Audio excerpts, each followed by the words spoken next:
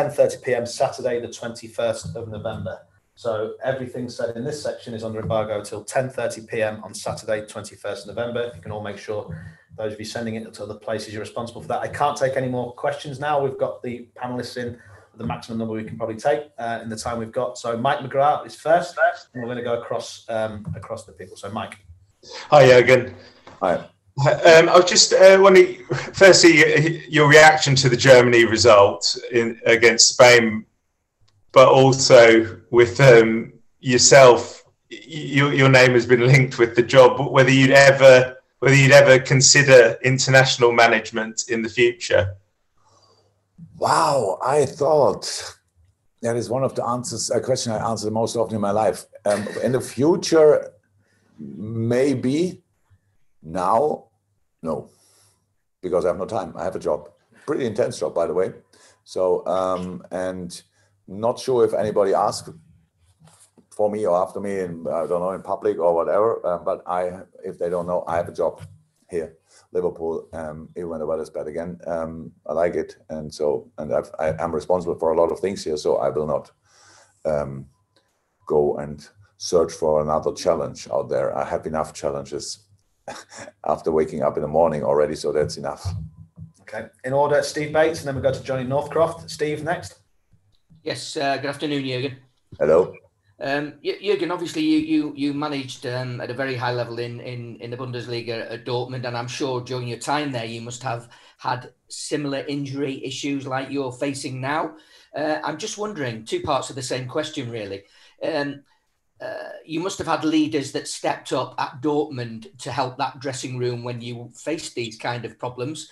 So how important are players like perhaps James Milner and Jordan Henderson in terms of their leadership in the dressing room to guide you through this period?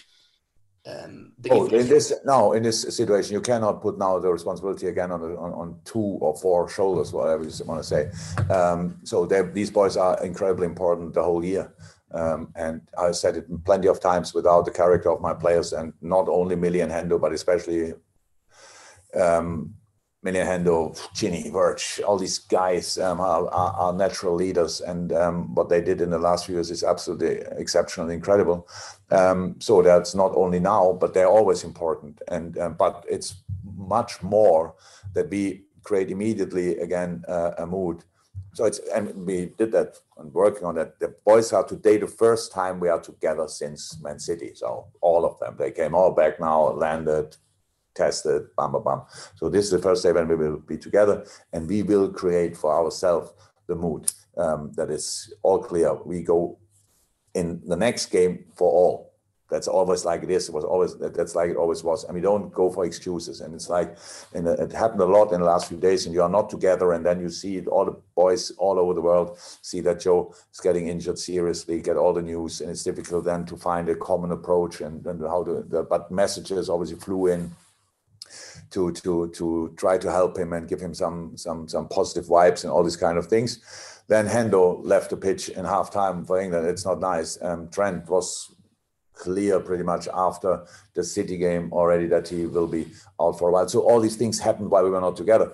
So if only 2 players now go there in the dressing room and tell the boys how to do, that's not enough. We all have to step up, but that's what we will do. So I'm not worried about that. Okay. Johnny Northcroft, then Simon Mullock, and then we're finishing with Joe Bernstein. Johnny. Hi, Jurgen. I was interested in the answer you gave to the question about leadership, about listening. Yeah, you said that leadership's about listening. I just wondered, with all the fixtures coming up and the concerns about injuries, if you have a system in place for listening to your players, and also, are you encouraging them to be honest about how they're feeling physically? Because often players want to just play, so they'll tell you that they're not feeling tired or they're fit, when maybe they need to be honest about being in the red zone or whatever. Let me say, I said listening because I thought before you make a decision, you should know what's about.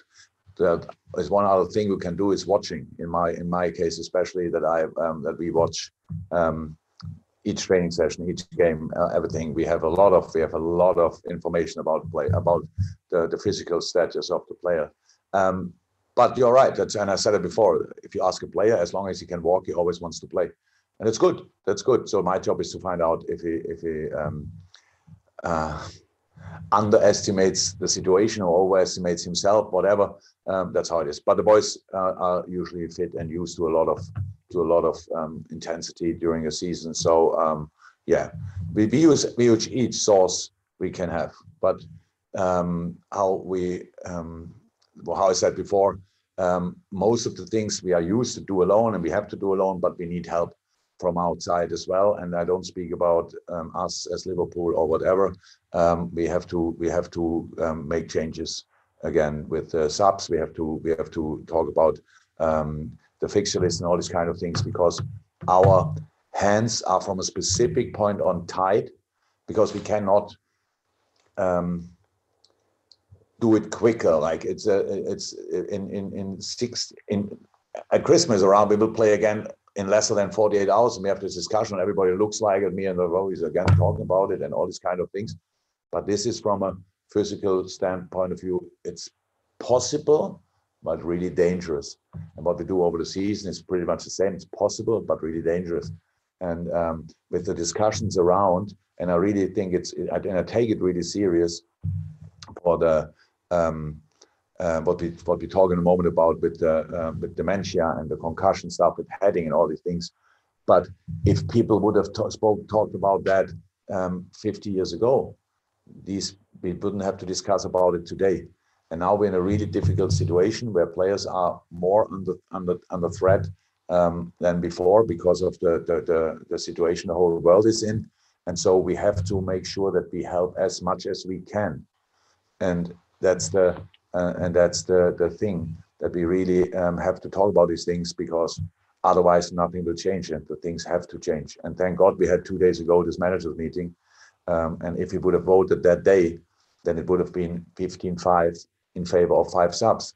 But we couldn't vote because managers are not allowed to do that.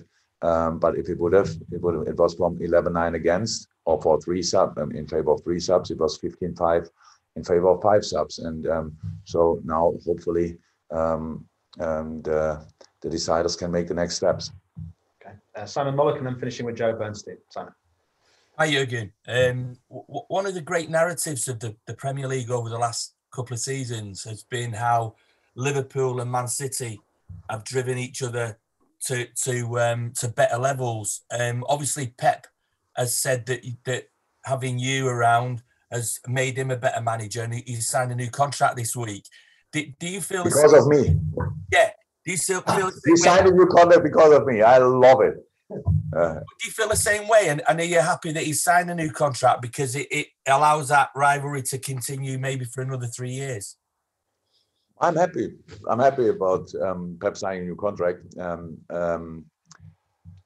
But I'm a little bit afraid of it will not be Guardiola against Klopp or something like that over the next few years. So because it looks like that Frank and Chelsea are building a proper team there. Man United will not stay without trying, and Arsenal will do the same. They're obviously on a good way as well. Tottenham looks really dangerous this year. Leicester is obviously really good, and 100% Wolves will not sleep, and all these kind of things. So 100% I forgot now somebody, not because I was disrespectful, just because I see the development, because I watch a lot of football and I watch us a lot, but I watch other teams a lot as well. That means I see how the steps they make, and that's if you want, a threat for all of us. So, but I'm happy that Pep stays with me for longer. I'll stay with you. Joe Bernstein's finished. Last question. You're on mute, Joe. You're going to take it off mute if you can, sir. Thank you. Yeah, I've done it. Jurgen, I wanted to ask you a question about someone that I think will be playing on Sunday, Joel Matip. He has relatively little said about him. He's 29 now. I mean, do you think he should be coming into the best footballer age? Yeah, I was going to say, do you think he's coming into the peak of his as a centre half? He should really be at the peak now. Well, Joel, since he's with us, he's incredible. he's incredible. He was before incredible. That's why we signed him. He's an incredible football player. It's unbelievable how good he is. Yes, he was unlucky with injuries. Before he arrived here, he had no injuries. He played for Schalke pretty much through 4, 5, 6 years. And here, when it starts, then you have to be lucky from a specific moment. But they're all different. So the last injury had somebody cut his tendon on the toe.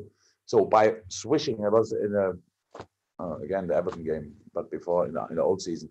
So and you're out, and it looks like you are vulnerable or whatever. But it's just something everybody would have had if you are in the situation.